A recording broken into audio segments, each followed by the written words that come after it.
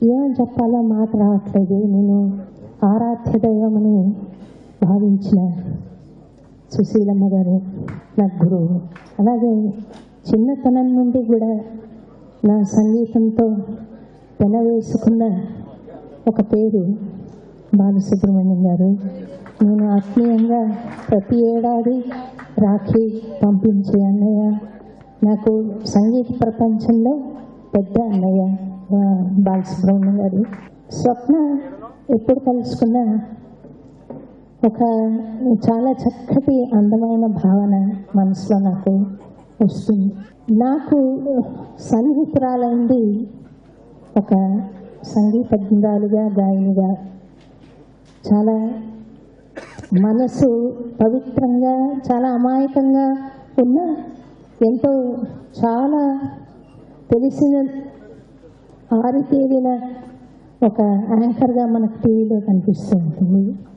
చాలా విచిత్రము, చాలా అరుదైన వ్యక్తిత్వం ఉన్న స్వప్నకి సభలో ఉన్న రసజ్ఞ శ్రోతలందరికీ కూడా నా హృదయపూర్వకమైన పెద్దవారికి నమస్కారాలు, చిన్నవారికి నా శుభాశీస్సులు తెలుపుతున్నాను.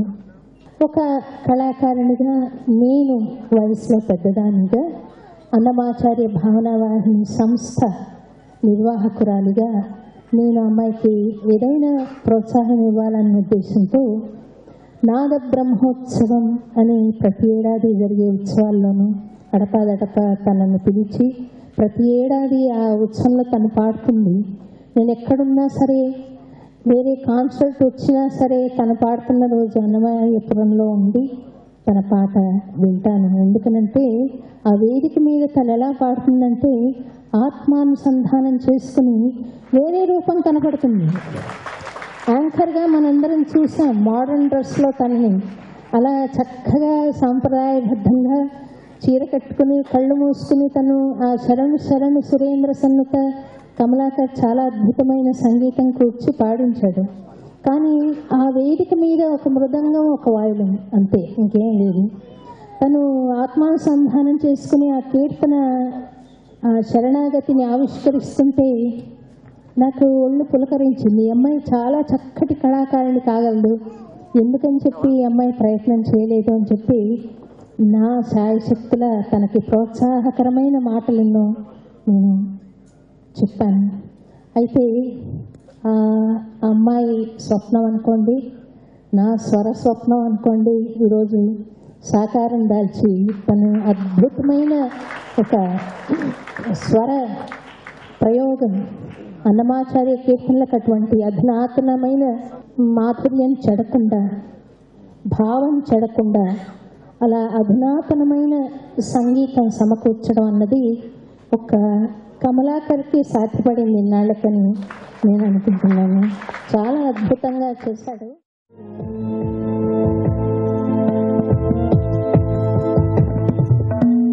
శరణు శరణు సురేంద్ర సన్నుత, శరణు శ్రీ సతి వల్లభ, శరణు రాక్షస గర్భ సంహార, శరణు వెంకట నాయక, శరణు సంహార, శరణు వెంకట నాయక, శరణు శరణు సురేంద్ర సన్నుత, శరణు శ్రీ సతి వల్లభ.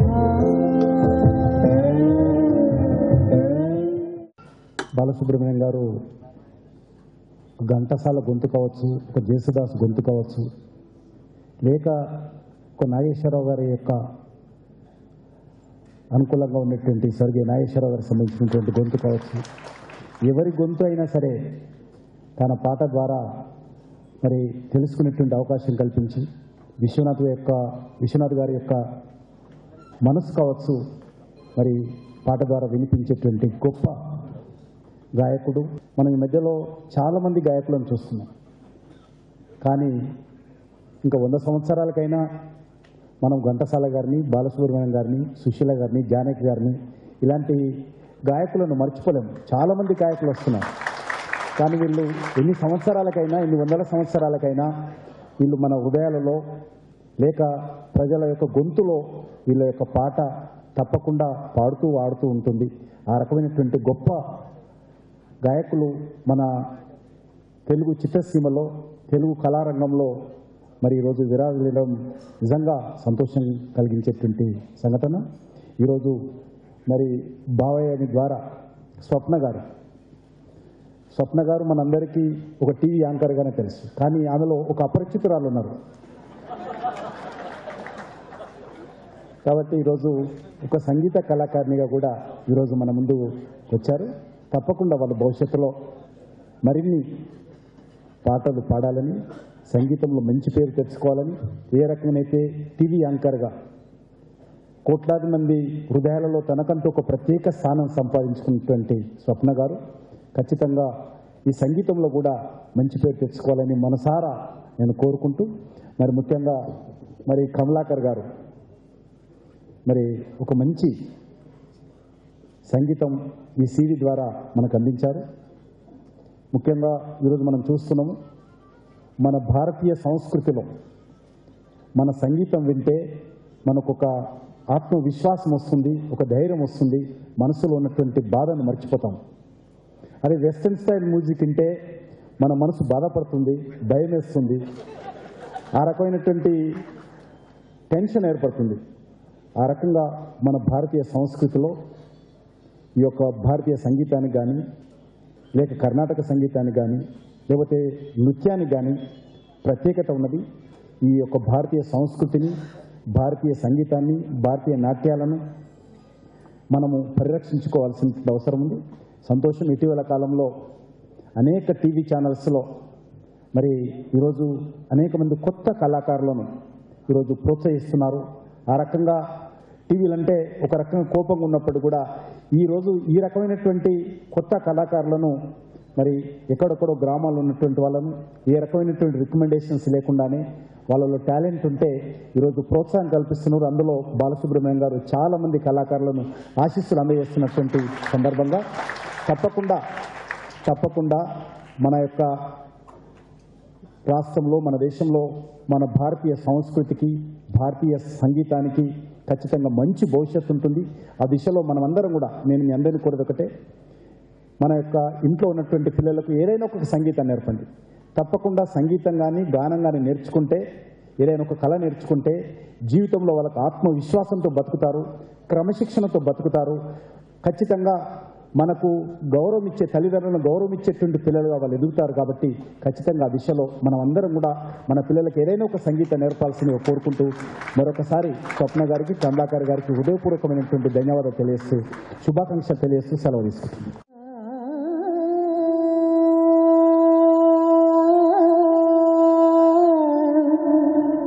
కృష్ణ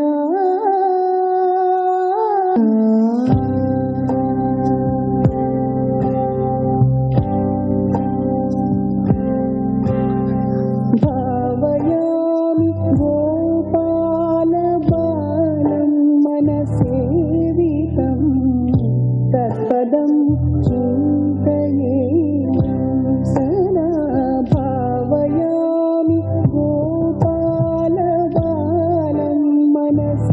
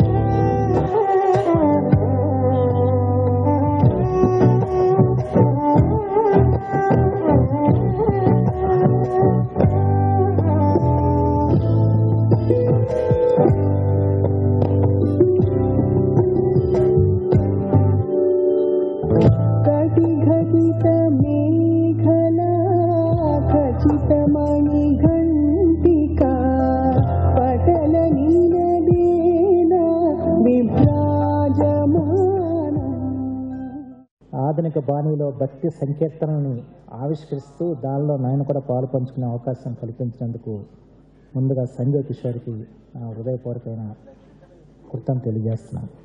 స్వప్న గారు టీవీ వ్యాఖ్యాత్రిగా తెలుగు ప్రజలందరికీ కూడా సుపరిచితురాలే కాకుండా సినిమా నటులకు ఏ విధమైన అభిమానులు ఉంటారో అదేవిధంగా అభిమానులను సంపాదించుకున్న వ్యాఖ్యాత్రి కూడా స్వప్న గారు. అమ్మ నుంచి ఒక సాంస్కృతిక సంగీత వారసత్వాన్ని అందిపుచ్చుకున్నారు. మొట్టమొదటిగా వారి సంగీత కచేరీ నేను ఇక్కడ చూడటం జరిగింది.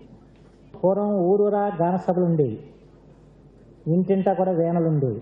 ఇవన్నీ కనుమరుగైపోయాయి. ప్రత్యేకించి కర్ణాటక సంగీతం పేరు కానీ కర్ణాటక సంగీతం అంతా కూడా తెలుగువారి కృతులతోనే వాళ్ళకి కూడా వర్ధిల్లుతున్నాయి. ఇప్పుడు త్యాగరాజు ఆరాధనా మహోత్సవాలు మనం జరుపుకుంటున్నాం. కానీ వాళ్ళ త్యాగరాజు బతికుంది తెలుగునాట కాదు, తమిళనాట. ఇవాళ కూడా సంగీతాన్ని ఆస్వాదిస్తూ సంగీతాన్ని ఆరాధిస్తూ సంగీతకారుల్ని అభిమానిస్తూ నెత్తిన పెట్టుకుంటున్న జాతి ఏదైనా ఉందంటే తమిళ జాతి అని చెప్పచ్చు.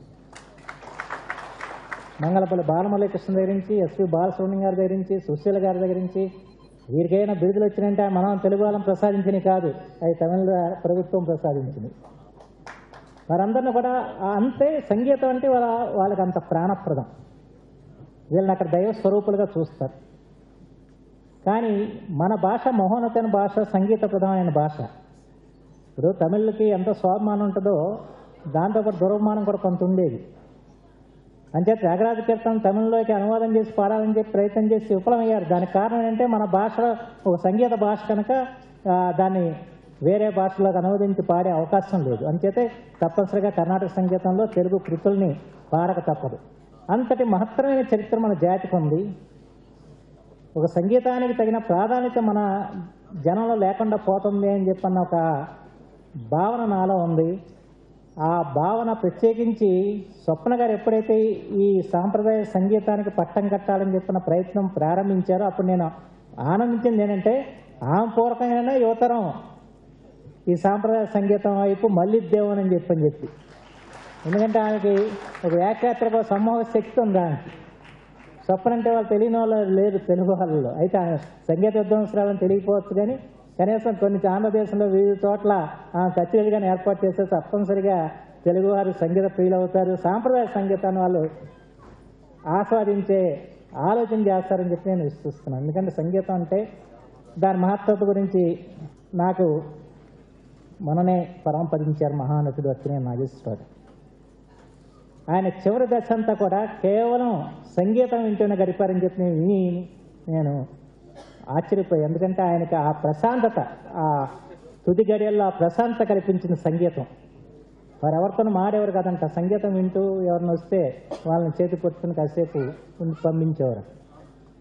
అంటే ఆ సంగీతం ఒక మానసిక శాంతిని చేకూర్చేది సంగీతం అన్న విషయం మనం గమనించాల్సిన అవసరం.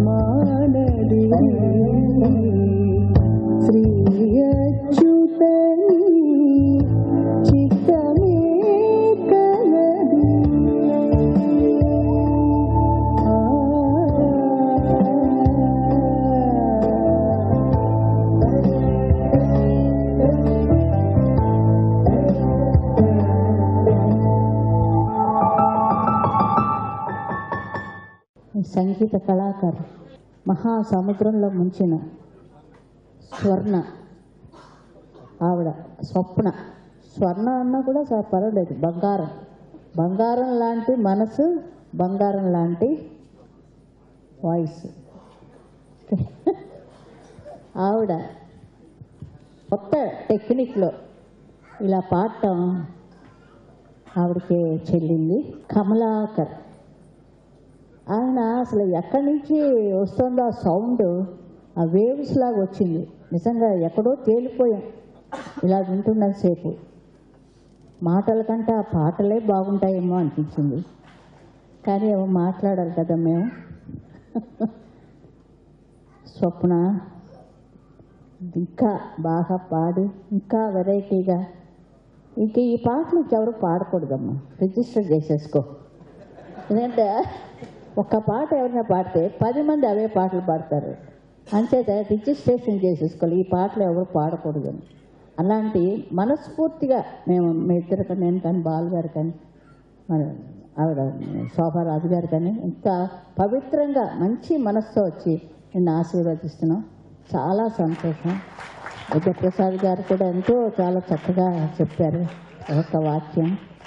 వారి దీనికి వచ్చినందుకు ఆయనకి మా కృతజ్ఞతలు తెలుపుకుంటున్నాం. ఆ దేవుడు నిన్ను రక్షించాలమ్మా. దీర్ఘాయుష్మాన్ భవ. సంతోషం. నమస్కారం.